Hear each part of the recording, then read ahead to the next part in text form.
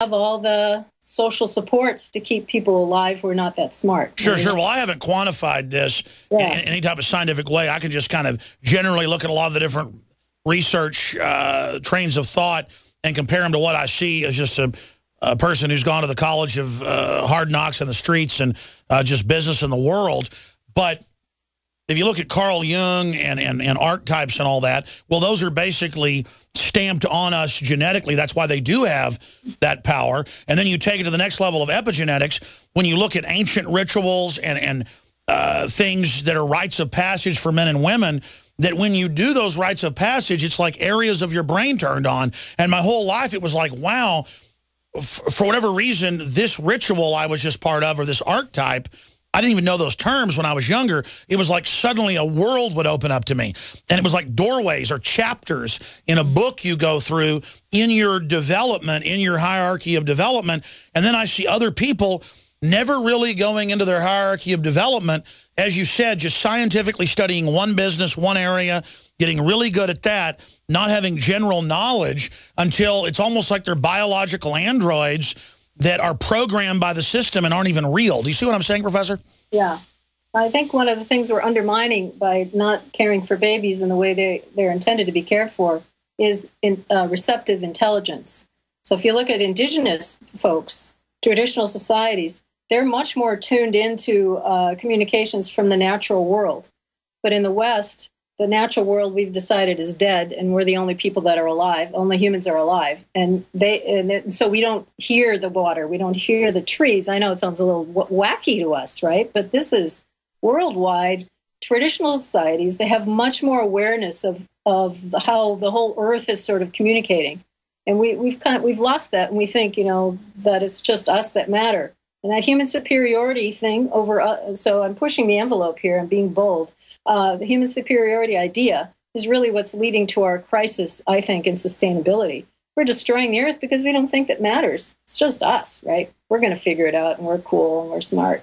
But we're not getting very smart anymore. But we don't realize we're killing ourselves while we're killing the Earth. And then there's also then fake environmental movements that siphon off all the real concern.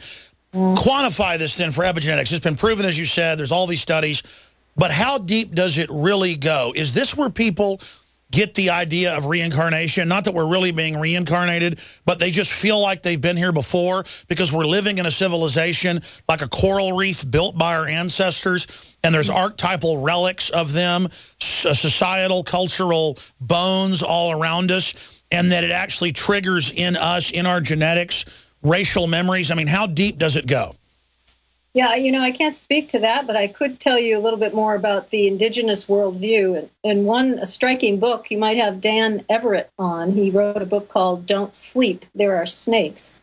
That's what people in the Paraha Society say to each other at night when they go to bed. And he was a missionary there for 23 years and wrote their language down and then translated the Book of Mark. And he had one of them record into a tape recorder at the time, the Book of Mark, and had a group of them listen. And at the end of listening to the Book of Mark, they said, "Do you know this Jesus?" And he said, "No." "Well, then why should we believe anything he says?" Because they only believe in eyewitnesses. So they don't do this hypothetical thinking thing. If you ask them, what should Heinz do to save the life of his wife, they'll say, "Who's Heinz? I don't know Heinz." So they don't trust this hypothetical stuff. But then he said, but Jesus reading the Book of Mark really helped me because my mother committed suicide when I was an adolescent. And they said, "Suicide? What's that?" And then when he told them, they said, they laughed. Well, talk about a cliffhanger. Her Skype just cut out right as she said that. And again, ladies and gentlemen, even if you don't believe in evolution and all that, I'm not getting into that. We don't. The issue is these genetic memories are there. The globalists are aware of this. They're programming them. And they're programming them to make us weak and dumb and fearful and stupid. And so I'm saying that's why we have to get back to original cultures. That's why the globalists want to overwrite synthetically all original culture. I don't care what your culture is. It's better than the New World Order's culture. And so for me, it's important to get back to primitive ideas and primitive cultures because that is the originator of humans. to basically be able to then understand what's happening currently. Because we're losing our humanity is what I'm saying. We're losing it. We've got to rediscover it. You got cut off there when they were saying suicide, what's that? And then they laughed and said. Yeah, sorry. So they laughed and thought that was the craziest thing they'd ever heard of. You still hear me? Yes, ma'am. Okay. Because for them, life is a matter of death and transformation. You're always, when you die, you're going to be part of the tree or the mountain, or it's all life. There's no other place to go. There's no heaven or hell. They don't have any conception of that. So you're part of the world, and this is Mother Earth or Gaia or the Great Spirit, and you don't have to worry about going anywhere. Or leaving. It's just here now. And they were so happy. He decided that he had nothing to teach them, and he actually lost his faith and then became a linguist, a professor. Wow. Well, regardless, the point is that they are incredibly comfortable in their skin. They've not been made modern and totally uncomfortable. So scientifically, what's the difference between those people and what we become today? Because I believe looking back at what humans were previously is the answer of how to not lose our humanity now. I want to come back in a final segment, obviously have you back soon, but the professor, regardless, folks, of what you think about what she's saying, the epigenetics is a key thing. What is it really? We'll be right back. With the globalists making more and more advances into our freedoms every day and ruining our healthcare system, it's important to be able to take back control of our own personal healthcare. Colloidal silver water even fights against the new designer bugs. The best prices found anywhere, along with the highest quality. That's why you'll love silver creams and water from colloidalresearch.com. Silver's been used for thousands of years to fight against germs and bacteria because it works.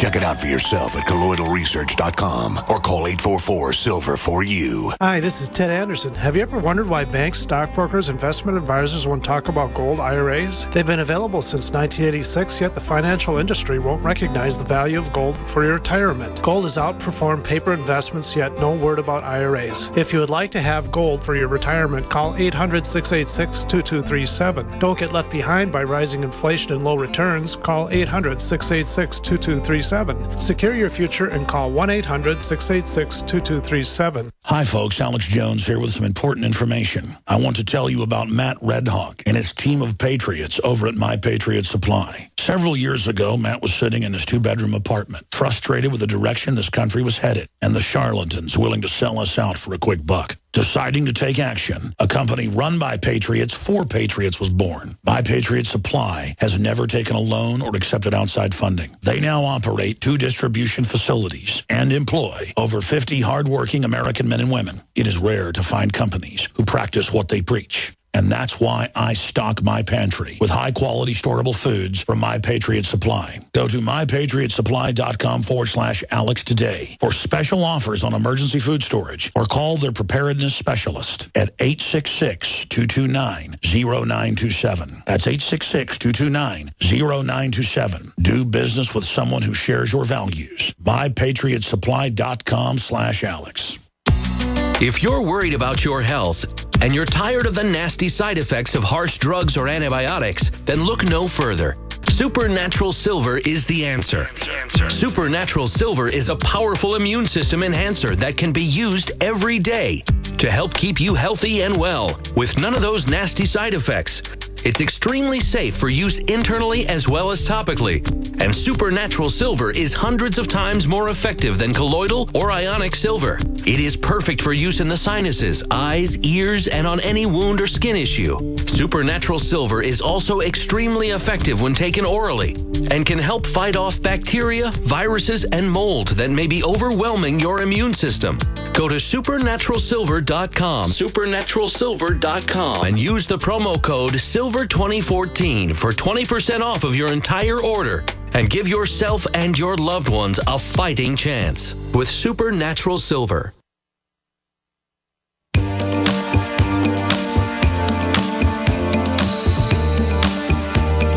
We're going to finish up with Professor Darsha Narvaez here in just a moment. Very intriguing. Put our website on screen as well for folks. But what we know, bottom line, is this.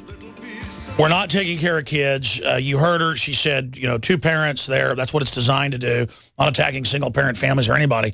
The point is that we're losing our humanity. And across the board, children don't know how to cook. They don't know how to do anything.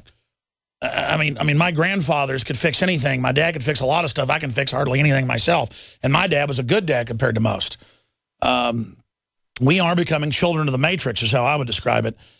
So I wanted to let her have final comments on that. And people can learn more on her website that we'll put up on screen and also give out on air on the radio. But we know this, warehousing the kids, feeding them all the GMO, it's having just disastrous effects. I mean, I talk to people's children now on average, and I'm not bragging about my children. It's just that a lot of them are really obviously look unhealthy and are showing signs of all sorts of disorders, and we see those on the increase. Bottom line, what's happening, Professor? Well, I think our baselines for what we think is normal has shifted. We think the way we're caring for kids is normal. This is a thing that happens all over in scholarship and human life. We think whatever we were raised with is normal. The animal studies show that if you have a low nurturing mother, the daughter is even worse, the next generation. So I think we have a spiraling of worsening conditions for kids. And we don't really realize that. Because adults then have been raised not so well. And so they're a little more numb. They're a little less perceptive and not paying attention, really. And adults are very distracted themselves. They're not really emotionally present. So what happens when you don't raise babies well is you can't be in the present moment. You're very preoccupied with the things you didn't get emotionally or cognitively. And so it's really hard to just be in the moment. And so in my book that's coming out this summer on the neurobiology of human morality, I have a whole big long chapter about what to do if you didn't get raised well. And there are many things. So one is to learn to be in the present moment, to meditate, breathe deeply, learn to be not self-preoccupied. And there's a bunch of things to do about that. If you're a parent, what you want to do is play. Get your kid out there playing outside as much as possible. We have parents who are afraid to let their kids outside because they think they're going to get kidnapped. And the crime rate is the same as 1970. So it's kind of craziness. It's the stress reactivity of the parents that's causing them to... It's like people not swimming in the ocean because of great whites when they kill 5 people a year. Yeah, right. So they get very hyper-reactive. So play with your kids. Let them go outside. Get them out there in the wilderness and enjoy and connect to nature. That's how we're going to save nature or ourselves. So you've got to feel connected to it. And you want to hold and touch and be affectionate, sit on the sofa close together. If you're watching TV, whatever it is, get in your body, get back in your body, and you can help regrow yourself. The right hemisphere grows all throughout life. The thing is you can't let yourself get stress reactive because that keeps it from growing. So you have to get ways of, being silly or playful or dancing, learning to dance or art. That stuff grows your creative side, which is going to make it easier for you to be in the present moment with your kids and to be more connected and more compassionate. Well, I want to have you back out when the book comes out. I promise you'll come on. All right. Thank you. Thank you so much, Professor. Really powerful information. And again, it's just another perspective out there. Regardless, our children are becoming like programmable zombies, and we've got to reverse it somehow. And it's just absolutely essential to run around and chase your kids around the house and the yard and act stupid. I mean, it's just essential just to have fun. And I do that too more myself. I get so serious. All work and no play makes Jack a dull boy. Please remember this hour was brought to you by MyPatriotSupply.com/Alex. Great non-GMO storable food, great customer service, super high quality, and a lot more at MyPatriotSupply.com/Alex. MyPatriotSupply.com/Alex. We'll be right back. This is GCN, the Genesis Communications Radio Network.